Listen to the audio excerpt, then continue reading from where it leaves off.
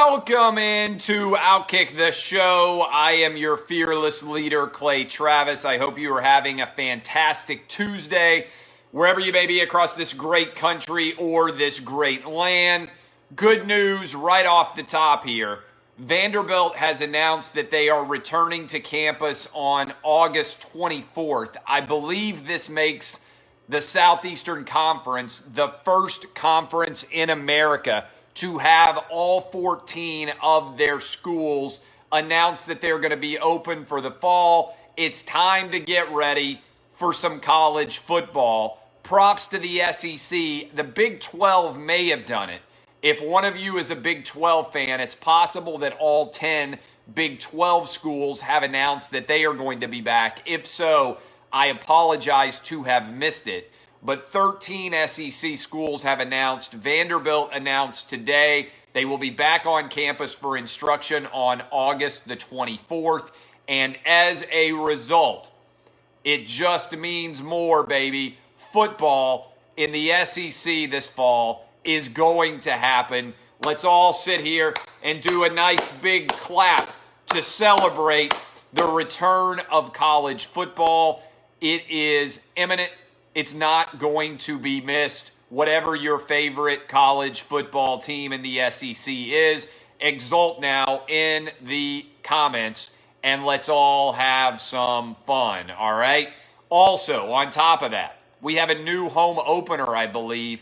The University of Kentucky has announced that they have moved their home opener to Thursday. It's going to be a wild weekend in this bluegrass state. Kentucky is now opening on Thursday to avoid a conflict against the Kentucky Derby on Saturday. So there is going to be a lot of fans in the stadium. There are going to be a lot of people celebrating everywhere.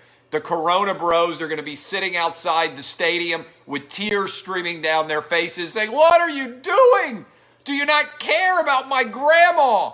Why are you playing football in this country when people are going to die today?" Most of them ain't dying of the coronavirus, by the way. Football time is here in the South. Get ready. Also, NASCAR has announced July 15th in Bristol.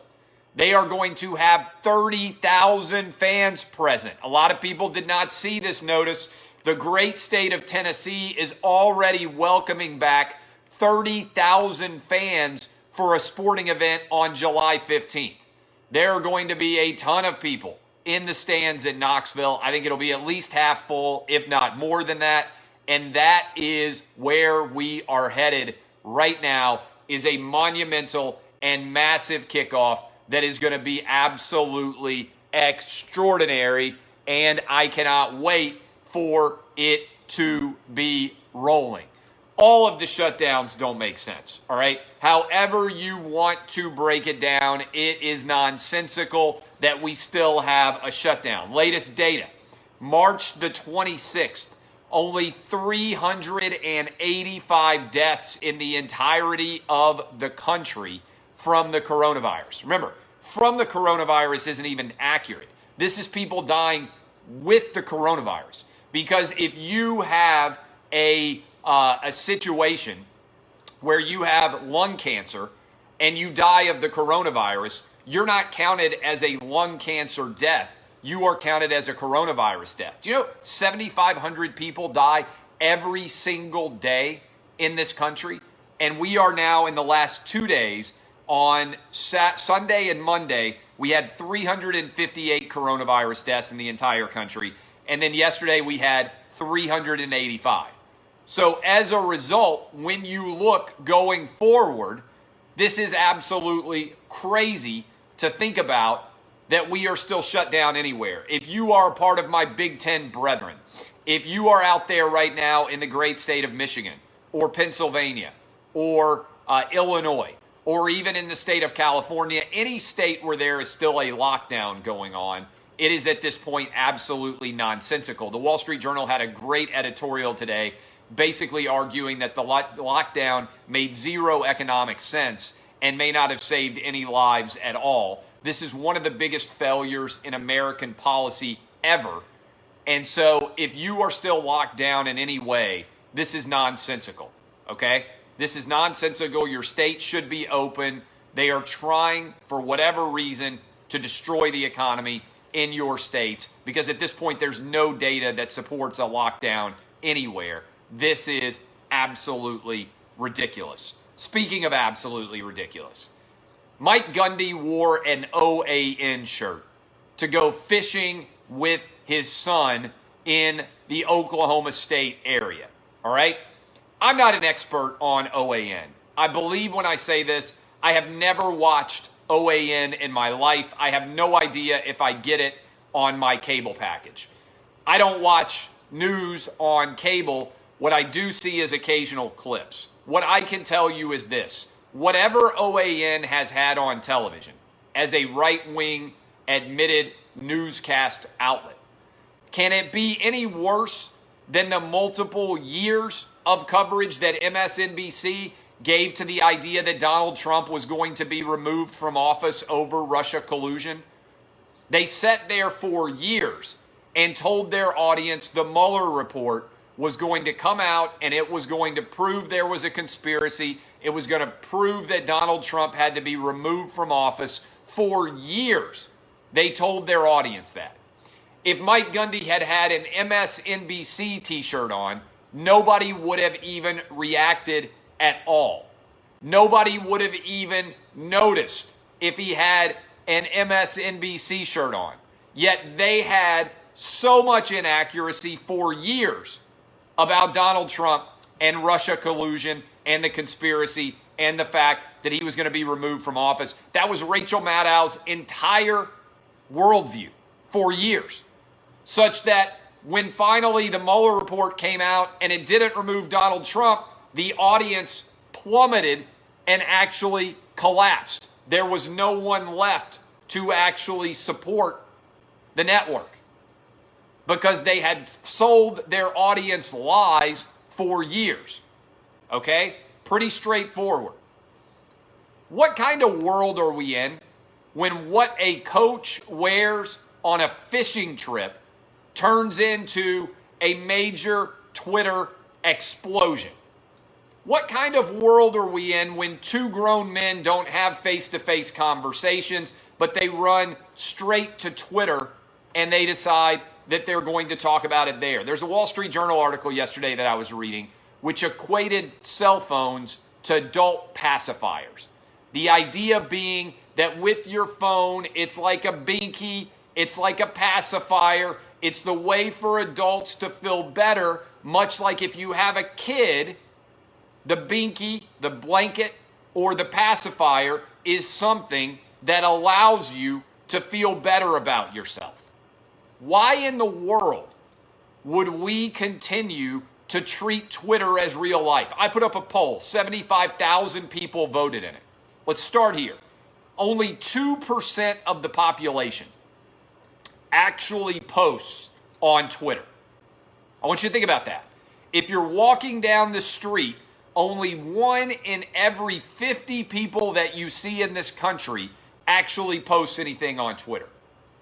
Yet we have allowed that tiny 2% population to stand in for a large segment of the United States. I asked last night, I said, how many of you care about the political opinions of your coach at all if he wins? 75,000 or so people voted. 80% of you didn't care at all.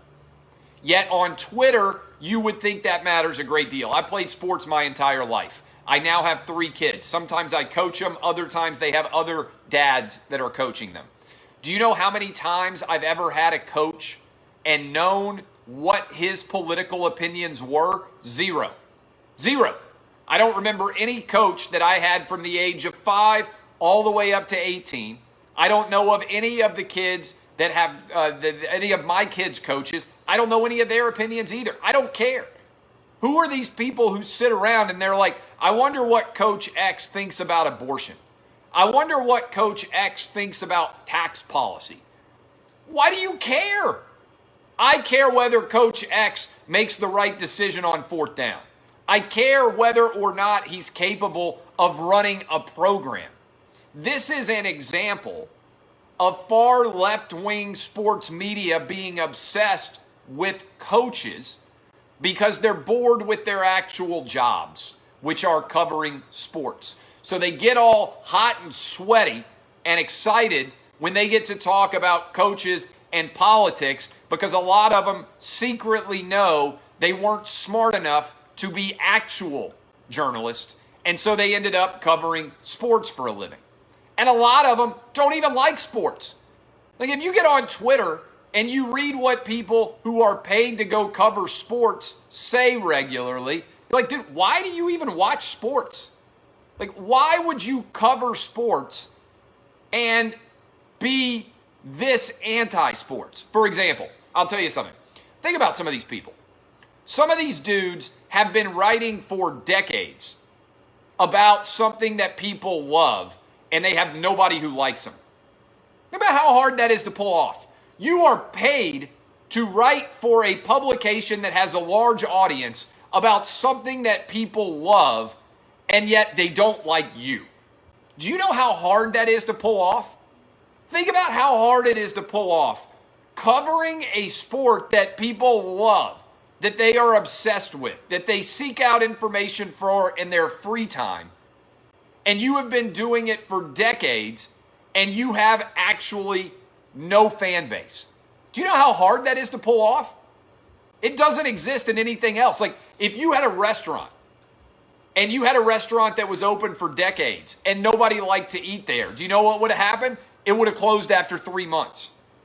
Sports media is the only universe I can think of where you have people who in their free time choose to go consume something, and the people who cover it aren't liked by the people who choose to cover it. Can you think of anything like that? Like, this is an example of how Bill Simmons made a ton of money. It's frankly how I've made a ton of money. It's how Barstool has made a ton of money. Sports should be fun. You should most of the time hear someone and be like, okay, that person likes sports. It's fun to hear them talk about sports. This is lunacy. This is absolute absurdity. I am troubled by cancel culture, but by the idea of what that Mike Gundy incident represents. Let me ask you this. Pretend that an Oklahoma State player away from campus in his free time wore a t-shirt that said, F the police. Not the word F, but I promised my wife I wouldn't curse on this show anymore because sometimes the kids hear me. Spells out F. F the police. If Mike Gundy had decided to go on to Twitter and he had called out that player and said, this isn't acceptable anymore, the blue check marks on Twitter would have called him racist. They would have said, oh my God, Mike Gundy doesn't get it. Why is he not allowing that player to express himself for saying F the police? If he had done the exact same thing that this player did, people would lose their minds. Whatever happened to disagreeing with someone and going straight to them and talking with them instead of getting on social media and airing all of your grievances? I just don't understand it. I just don't understand it. And here's the larger story. I don't care about your feelings. We have gone so overboard in rewarding feelings. I told this story on the radio this morning. I said several years ago when I was working in local radio, we had a big meeting where everybody was sitting around talking about their feelings. And somebody was whining about something, and I was like sitting there rolling my eyes. And at the end, they finished their story, and then I just said, why should I care about your feelings? And you could have heard like a pin drop in the room because everybody's like, oh, I care so much. I was like, why should I care about your feelings? Your feelings may or may not be real. I don't know what it's like to be inside of your body. But if you are just sitting around complaining all the time, why should I care? This doesn't influence me at all. Your feelings are about you, okay? If there's no facts to support the way you feel, that's not my fault. Like I say to my kids all the time, my kids talk about their feelings all the time. When they come to me and they say, Dad, I'm bored. And my first response every single time my kids come to me and say, Dad, I'm bored is, that's not my problem. Figure it out yourself. Do you need some chores? I can find something for you to do around the house. Would you like to help me out? You being bored is not a me problem. It's a you problem. Figure it out. Find something else to do. If you are unhappy or you are sad, that's not my problem. I'm not a psychiatrist. I'm not a psychologist. My job is not to figure out why you're unhappy. It's your job to figure out why you are unhappy or pay someone to do it. It's not my job. I don't care. I care about whether my wife and my kids are happy and I'm doing a good job as a dad. Outside of the house, it's not my responsibility. I am responsible for me. Guess what? I'm happy. I like my life. What we have to do is teach people that your emotions are not their problem. And your feelings are not more important than somebody else's feelings. What we have now is a race to be the most emotional. Because the person who is the most emotional expects for people to give them sympathy and expects for everybody else to genuflect at the altar of their emotions. Why? Why do your emotions matter more than mine? That's why facts matter. I just disagree completely with this whole, we need more emotions. No. We need less. We need less emotions. More facts, way less feelings in this country. I don't care. But think about that. People have no idea how to respond. They expect when they come to you with their feelings, like, why do I care? You tell me why I should care about another grown person's feelings. I don't get it. This is not my job. If it was my job, I would care. You pay me to sit and take counseling notes and make you feel better? All right, that's my job. I'll do it. My job's not to care about how you feel. Take care of yourself. Do it. Major League Baseball. Idiots. Nobody cares about millionaires and billionaires fighting. Everybody out there who's a millionaire and a billionaire, they're like, they're going to be on my side. No. People don't pick millionaire or billionaire side. They say, guess what? You are being an idiot. Get Major League Baseball back now. The fact that you guys can't agree and the fact that you guys are feuding and every day there's a new quote going back and forth. Here's what I believe should happen. I think Republicans and Democrats should come together who are baseball fans. There are a lot of them. And I think they should threaten Major League Baseball's antitrust exemption. I think they should introduce legislation that would end Major League Baseball's antitrust exemption. And they should say you have 24 hours to figure out a return date. Or else we are going to introduce this legislation and there may well be enough popular support for us to revoke your antitrust exemption. Boom. I think it would probably get solved, and I think it would probably get solved in a hurry. But Major League Baseball is on the doorstep of death right now.